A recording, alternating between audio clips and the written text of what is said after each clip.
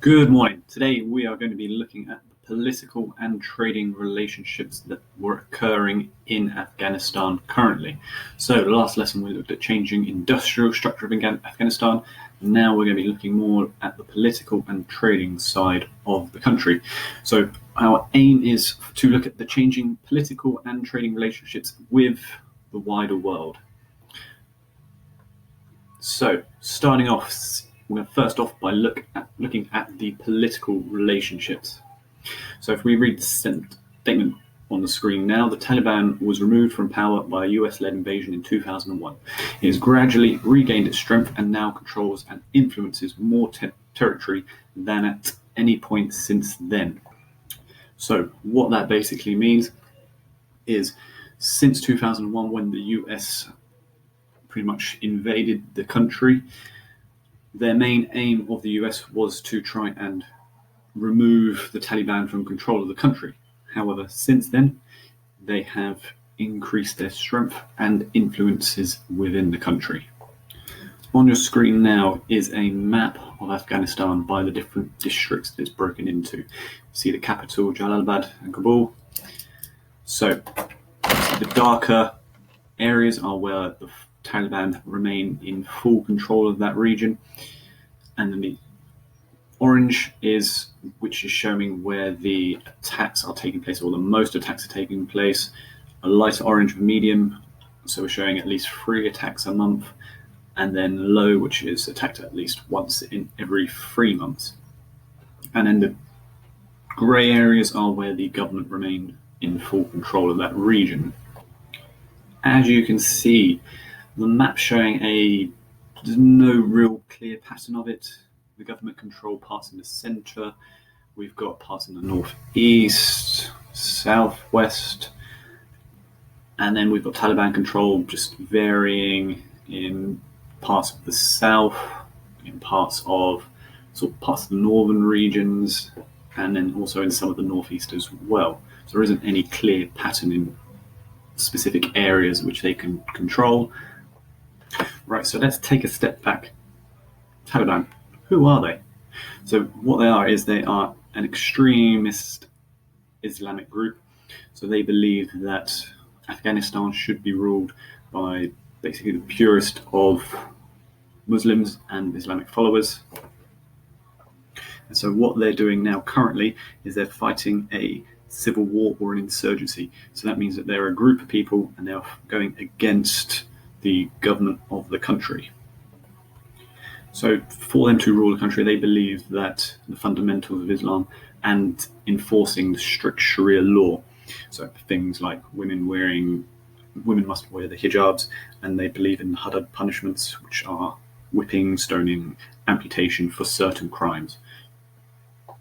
Now, it's important to know that this is the beliefs of the Taliban themselves.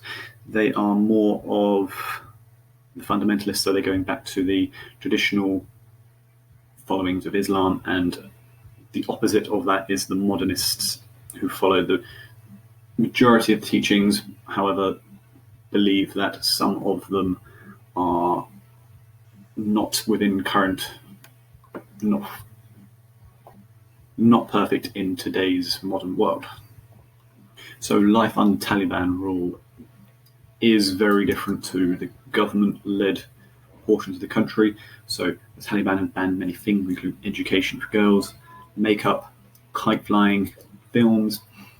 But Afghans still took part in these activities in secret, again risking extreme punishment if they were found out. So going back to the haddad punishments, like things like whipping, stoning, and amputations for certain crimes which they saw would fit the crime that they did. The Taliban's strict laws and extreme punishments made them unpopular with other countries as well. So because this conflict has lasted over 17 years, the majority of people think that the only way peace can start is if the government begin talks with the Taliban to try and come up with an agreement to try and end any possible conflicts and bombings that are occurring within the country. There is a link down at the bottom which has a video about what it's like living within Afghanistan So feel free to click the link. I'll let you do that in your own time. I'm going to continue on to the next part. So on your screen now, you should see a graph which shows the total civilian casualties in Afghanistan. What I'm going to ask you to do is do a T structure for this. So if you get a question saying describe what's happening in the graph, you're going to use your trend, example, and then an anomaly. So for example, the trend is from 2009 to 2017. The initial trend is increasing from 6,000 casualties to about 10,200 in 8 years. And then our anomalies are things like such as in 2011, the amount of casualties decreased by roughly maybe 200. So pause the video now. I want you to describe the graph that's on the screen using that T structure. T, trend, example, and anomaly. So now we're going to look at the trading relationships within Afghanistan. So the main trading partner to Afghanistan is Pakistan. They have an agreement was signed in 2010 to strengthen trade relations, but both complain about barriers to trade. Both countries are facing challenges in their own security, political and economic.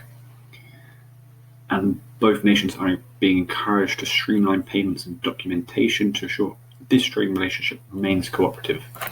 Any impact on trading between the countries will affect both countries' economy quite massively because they don't have too many trades with other worldwide countries, particularly Afghanistan doesn't.